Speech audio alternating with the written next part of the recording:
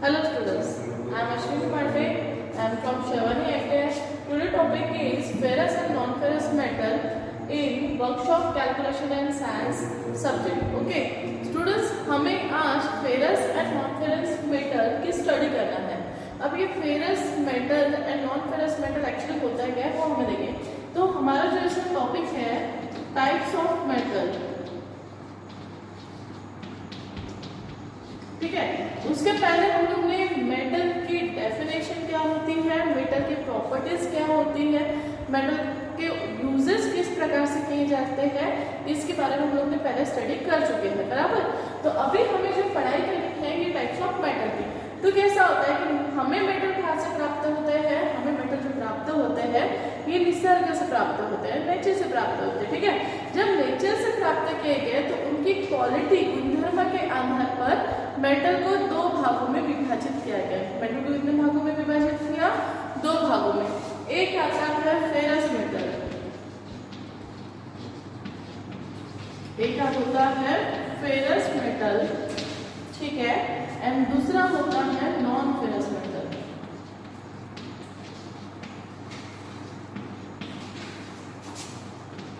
And second part is non ferrous metal, ठीक है.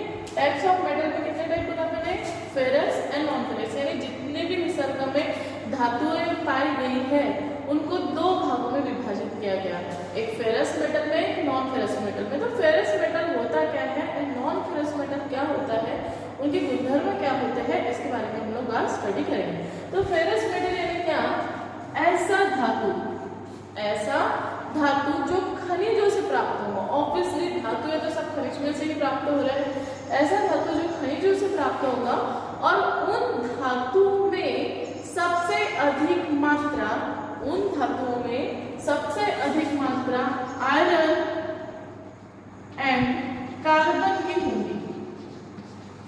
Iron and carbon समझ में आया सबको? फेरस मेटल यानी ऐसी धातु जिसमें सबसे अधिक मात्रा में लोहा तथा कार्बन पाया जाता है, ऐसे धातुओं को फेरस धातु कहा जाता है. ऐसे धातु को फेरस धातु कहा जाता है. समझ में बात? यानी कैसे धातु? ऐसा धातु जिसमें लोहा तथा कार्बन पाया जाता है उसे फेरस धातु कहा जाता है. अब नॉन फेरस धातु यानी क्या? ऑब्वियसली इसको उल्टा लेंगे, ठीक है. नॉन फेरस में क्या कहेंगे हम लोग? ऐसा धातु जिसमें लोहा तथा कार्बन के कुछ भी गुण नहीं पाए जाते हैं. ऐसा धातु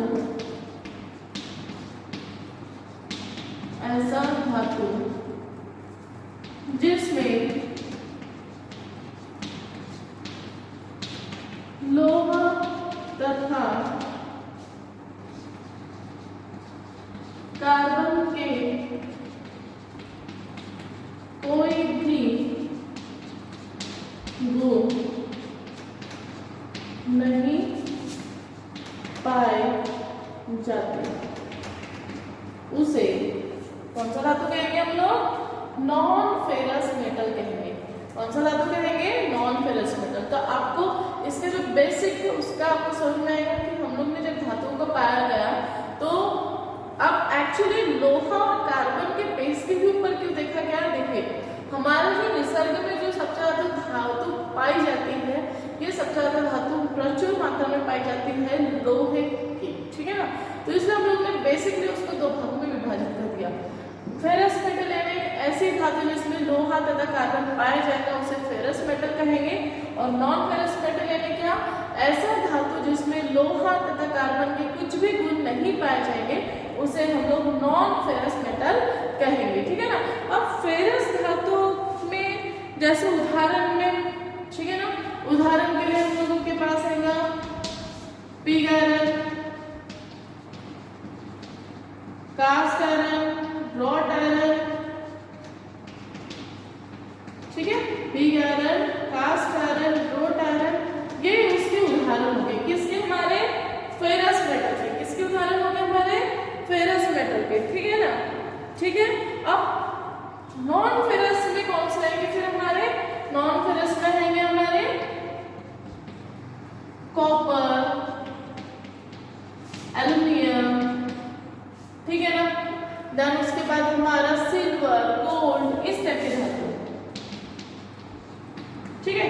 इन धातुओं में हमें कार्बन और लोहा इनके गुणधर्म नहीं मिलते, ठीक है ना। तो प्योर फॉर्म में ये कितनी धातु होती है, तो समझ में आप लोगों को। तो इनके गुणधर्म भी अलग अलग होंगे, इनके गुणधर्म भी कैसे होंगे, अलग अलग, ठीक है।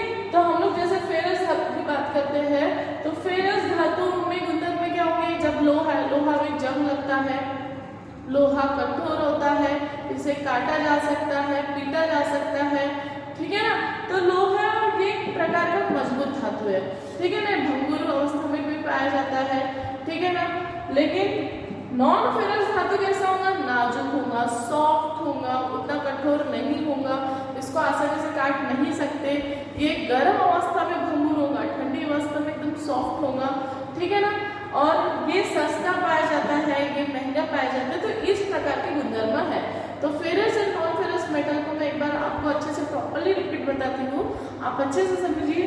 फेरस मेटल यानी ऐसा धातु जिसमें कार्बन और लोहे के अंश पाए जाते हैं, ठीक है, प्रचुर मात्रा में पाए जाते हैं। उदाहरण के लिए pig iron, cast iron, wrought iron, ठीक है ना। देन इसके गुणधर्म क्या है फेरस में, सबसे पहला कि अगर इसमें लोहा के गुणधर्म और कार्बन के गुणधर्म पाए जाते हैं। दूसरा गुणधर्म ये कि इसमें जंग लग सकता है, ये कठोर होता है, ठीक है ना, इसे काटा पीटा जा सकता है, ठीक है, ये ठंडी अवस्था में, भंगुर अवस्था में पाया जाता है, ठीक है। उसी के साथ साथ नॉन फेरस मेटल में क्या आएगा हमारा, कि ऐसा धातु जिसमें बिल्कुल भी लोहा तथा कार्बन नहीं पाया जाता है, ठीक है।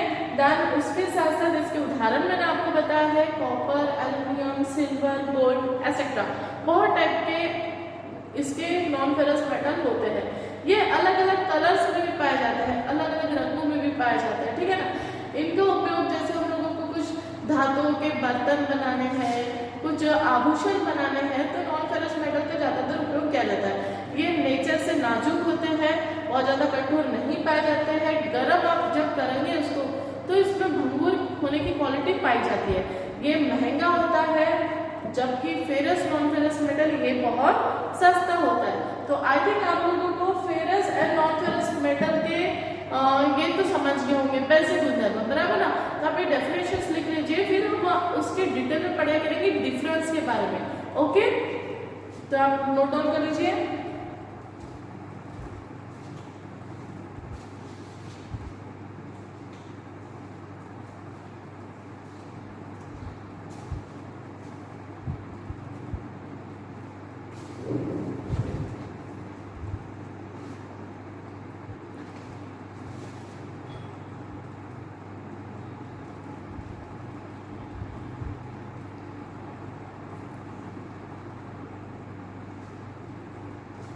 ठीक है, तो आप लोगों ने ये नोट डाउन कर लिया, देन हम लोग इसके डिफरेंस देखेंगे।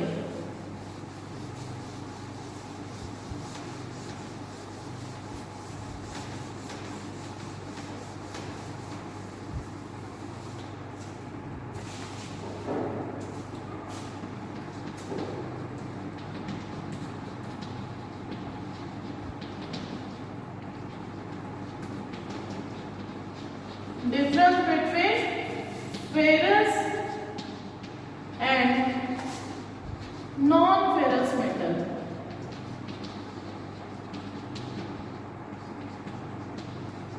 ठीक है, अंतर देखते हैं, ठीक है।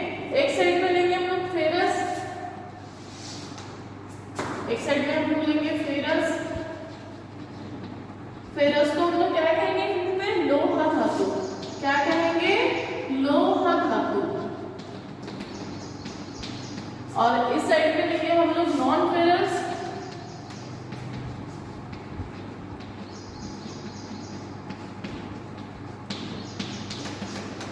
और लोहा धातु, ठीक है। एक साइड में हो गया हमारा फेरस यानी लोहा धातु, सेकंड हो गया अलोहा धातु। अब डिफरेंस बिटवीन, तो जैसे कि मैंने परिभाषा में बताया है आपको कि इसकी जो बेसिक डेफिनेशन क्या है कि इसमें लोहा पाया जाता है और इसमें लोहा नहीं पाया जाता है, ठीक है ना। तो लोहा धातु का सबसे पहला गुणधर्म ये होगा कि लोहा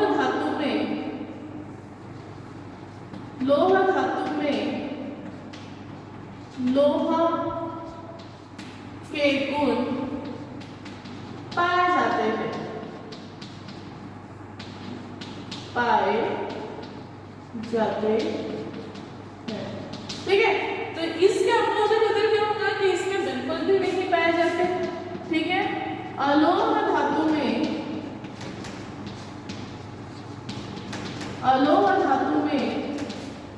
बिल्कुल भी नहीं पाए जाते। लोह के गुण नहीं पाए जाते। ठीक है, लोह के गुण बिल्कुल भी पाए नहीं जाते। समझ में आया? लोह धातु में लोह के गुण पाए जाते हैं, तो दूसरा नॉन फेरस में लोह के गुण नहीं पाए जाते। इससे रिलेटेड दूसरा फिर हो जाएगा, अगर लोह है तो जंग लगता है, तो इसमें जंग लगता है, इसमें जंग लगता है, जबकि इधर क्या होगा, जंग नहीं लगेगा। बराबर, क्योंकि लोहे में है, इसमें जंग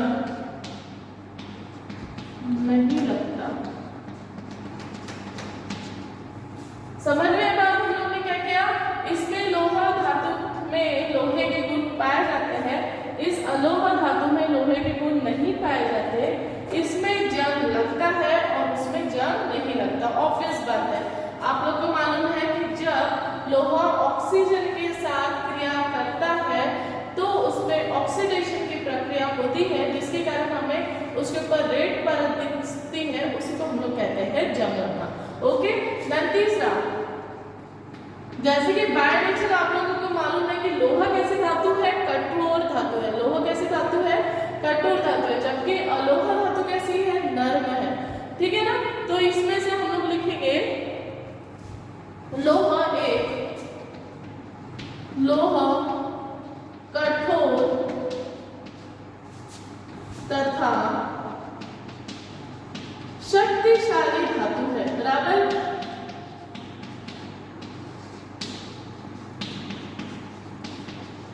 बराबर, लोहा कठोर तथा शक्ति। आप लोगों ने देखा है कि लोहे के मैक्सिमम मशीन के पुर्जे बनते हैं, डेस्क बेंच बनते हैं, बड़े बड़े पोल्स बनते हैं। क्यों बनाए जाते हैं लोहे से? क्योंकि लोहा में ये कैपेसिटी है कि वो जो भी वस्तु बनाए, क्योंकि उसका नेचर है कि वो खुद मजबूत होता है, कठोर होता है, उसमें आघात वर्धकता की क्षमता होती है, यानी वो किसी भी प्रकार का भार या अलग दिया गया फोर्स को अधिक से अधिक मात्रा में सहन कर सकता है।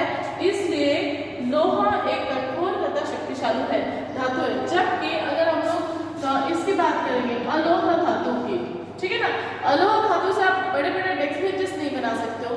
क्यों? क्योंकि उसका उतने आप पोल बड़े बड़े नहीं बना सकते। क्यों? क्योंकि लोहे के कंपेयर में ये धातु कैसी है, कम शक्तिशाली है, नाजुक है।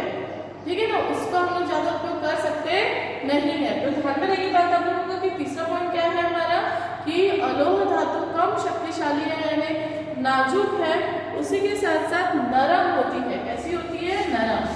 अलोह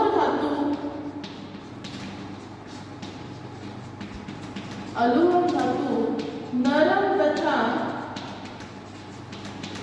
कम शक्तिशाली होती है।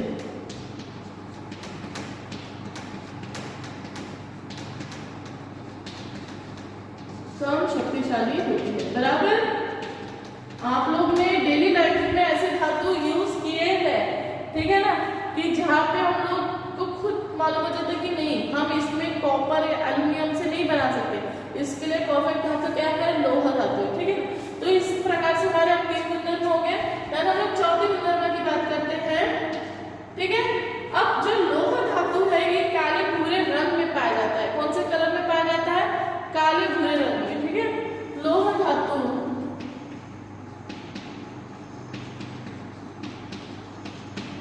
काले भूरे रंग में पाया जाता है, पाया जाता है। ठीक है, अब इसी का अपोजिट इधर जाएगा। ठीक है ना, अब इसमें आप लोगों ने देखा, जैसे कि मैंने पहले भी उदाहरण बताया कि अलोह धातु में कौन से उदाहरण है कि कॉपर, सिल्वर, गोल्ड, अलग अलग। तो आप लोगों ने देखा है कि हर धातु का कलर भी कैसा है, अलग अलग है, ठीक है ना। लोहा को तो हम लोग ने नॉर्मल एक ही कलर में देखा है, लेकिन अलोह धातु का कैसा है कि कलर कैसे होते हैं, अलग अलग होते हैं। तो यहाँ पे हम लोग लिखेंगे अलोह धातु, अलोह धातु कैसे होते हैं, अनेक रंगों में पाए जाते हैं, अनेक रंगों में पाए जाते हैं, पाए जाते हैं, ठीक है। अनेक धातुओं रंगों में पाए जाते हैं, ठीक है। सर ने आपको कहा कि हमारे धातुओं में अलग अलग इसमें होते हैं, ठीक है ना। अब लोहा धातु ऑब्वियसली वजन में कठोर है, तो ये कैसे होंगे, वजन में भारी होंगे। तो इनके वजन में भारी होते हैं, वजन में भारी होते हैं। जबकि इसके अपोजिट क्या होगा, फिर ये वजन में कैसे होते हैं, हल्के होते हैं। वजन में क्या होते हैं, ये हल्के होते हैं। तो ये बेसिक चीज है जो आप लोगों को धातुओं के यूज के लिए मालूम होना चाहिए।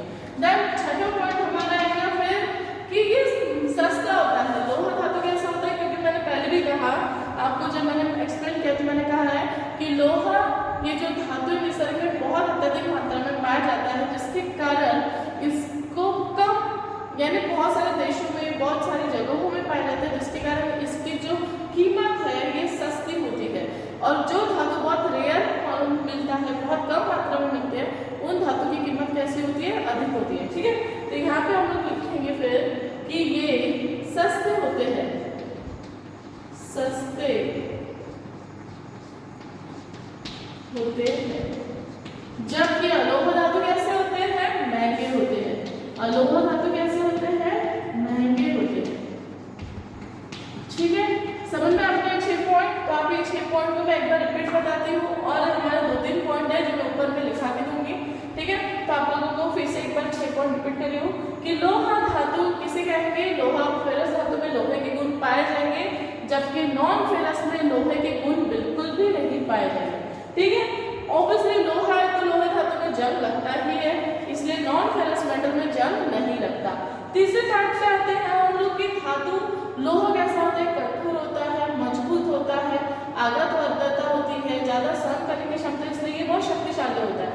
जबकि नॉन फेरस मेटल की जब हम बात करेंगे तो नॉन फेरस मेटल में कैसा होता है कि बहुत ज्यादा शक्तिशाली नहीं होता, नरम होता है, सॉफ्ट होता है। जैसा आप लोगों ने सोना देखा ही है, सिल्वर देखा है, एल्यूमिनियम देखा है, ये कैसे होते हैं, सॉफ्ट धातु होते हैं, ठीक है। देन उसके साथ जो लोहा पाया जाता है, नॉर्मली हम लोग ने उसको देखा है कि लाल रंग का, लाल रंग का इसलिए दिखता है क्योंकि उसके ऊपर ऑक्सीडेशन प्रक्रिया होती है, अदरवाइज उसका जो रंग पाया जाता है ये काले भूरे रंग में पाया जाता है।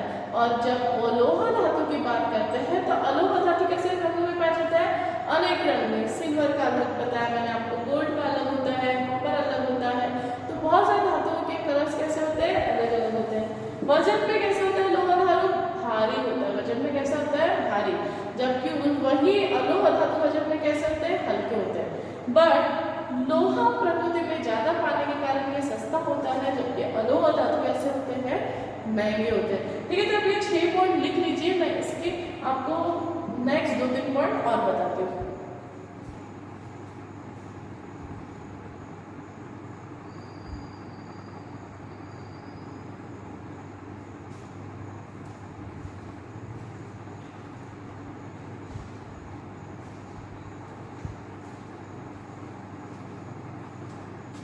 आप लोगों ने नोट डाउन कर लिया होगा। हम यहाँ पे और इसके 3 पॉइंट्स और बता देते हैं जो एक्चुअली हमारे लिए बहुत इंपॉर्टेंट है। इनकेस आप किसी इंडस्ट्रीज में लगते हो और आपको वहाँ पे धातुओं का उपयोग करने का मैटर होता है, क्योंकि हर चीज जो बनती है, मशीन के पार्ट्स हो, गाड़ियों के पार्ट्स हो, तो ये हमारे नॉर्मल धातुओं की वजह से ही बनती है।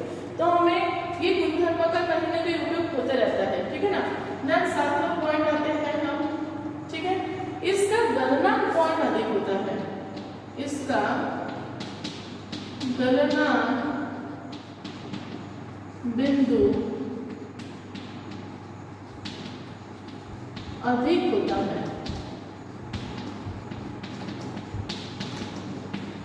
इसका गलनांक बिंदु क्या होता है, अधिक होता है। जब इसके अपोजिट फिर इधर रहेगा तो क्या होगा, गलनांक बिंदु कम होगा। मैं आपको लिख के देती हूँ उसे, गलना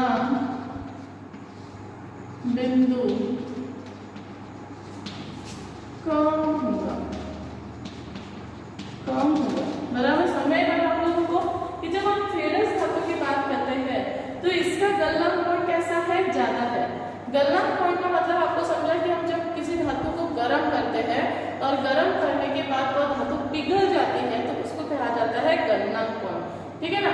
धातु का वह तापमान, उस तापमान पे के बाद धातु अपनी ठोस अवस्था से निकलकर पिघलने वाली अवस्था में पहुंचती है तो उस बिंदु को बोला जाता है गलनांक बिंदु। तो ऑब्वियसली लोहे का गलनांक बिंदु ये अधिक होता है, 1500 डिग्री सेल्सियस के आसपास होता है, जबकि नॉन फेरस धातु यह कम तापमान पर भी पिघल जाता है। ओके, देन उसके बाद हमारा नेक्स्ट पॉइंट है, लोहा में चुंबक के गुण पाए जाते हैं, इसलिए इसमें चुंबक के को चुंबक के गुण पाए जाते हैं, लिख देती हूँ मैं सीधा आपको, ऐसा पाए जाते हैं। लेकिन जब हम नॉन फेरस की बात करते हैं तो यह चुंबक को अपनी ओर आकर्षित नहीं करता, इसलिए इसमें चुंबक के गुण नहीं पाए जाते, चुंबक के गुण नहीं पाए जाते, ठीक है। समझ बात आपको कि इसमें चुंबक के गुण पाए जाते हैं जबकि नॉन फेरस मेटल में चुंबक के गुण नहीं पाए जाते, ठीक है। देन उसके बाद हमारा जो एक लास्ट पॉइंट में एक और एक टॉपिक लेती हूँ, समझ अब आपको कि चुंबक के गुण ये कैसे है कि बहुत से धातुओं में चुंबक के गुण कैसा होता है कि यह जैसा हम लोगों का नॉर्मली लोहा है, लोहे के बाद जब आप मैग्नेट को लेके जाते हो अपने ओर आकर्षित करता है, लेकिन वही अगर सोने के पास लगे होंगे तो आकर्षित नहीं करेगा, इसका मतलब इसमें चुंबकीय गुणधर्म है और इसमें चुंबकीय गुणधर्म नहीं है। देन उसके बाद लास्ट बात करते हैं हम लोग, ये ठंडी अवस्था में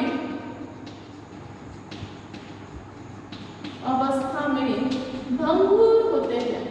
जब हम लोहे को नॉर्मली कट करेंगे तो उसका बारीक बारीक चूरा हो जाता है, फूका पड़ता है, होते हैं, ठीक है। तो ये ठंडी अवस्था में भंगुर होते हैं, लेकिन नॉन फेरस मेटल का उल्टा है। नॉन फेरस मेटल में क्या होगा, यह गर्म अवस्था में भंगुर होते हैं, ठीक है। तो ये जो बेसिक पॉइंट है इसके हम लोग ने स्टडी किया है ferrous and non ferrous metal की, ठीक है। तो ये पूरे के पूरे पॉइंट बहुत ही ज्यादा इंपॉर्टेंट है ठंडी अवस्था में। जैसे नॉर्मल आप लोग फिटर के जॉब करते हो, फिटर के वर्कशॉप में काम करते हैं, तो आपको जो लोहा मिलता है वो ठंडी अवस्था में, जब उसके ऊपर जॉब्स या हैक्सो से कटिंग करते हैं तो उसका बारीक बारीक चूरा गिरता है। इसका मतलब क्या है कि उसको जो उसकी जो ठंडी अवस्था में वो इजली भंगुर पड़ गया। लेकिन अगर आपने उस लोहे को गर्म किया, देन उसके बाद हैक्सॉ चलाने का ट्राई किया, तो आप देखोगे कि आप उसके ऊपर हैक्सॉ चलाने के लिए ट्राई कर सकते नहीं हो। यानी इसमें क्या प्रॉब्लम है कि ठंडी अवस्था में इसलिए भंगुर हो जाता है, लेकिन इधर क्या है कि हमारा जो फेरस नॉन फेरस मेटल है यह गर्म अवस्था में भंगुर होता है, ठीक है। तो इसके अकॉर्डिंग हम लोग ने आज ferrous and non ferrous metal के पूरे टॉपिक पढ़ लिए हैं। तो हम लोग को इसके बाद का और नेक्स्ट फेरस मेटल्स के टाइप्स के बारे में स्टडी करना है, तो आप नेक्स्ट वीडियो जरूर देखिए। Okay, thank you.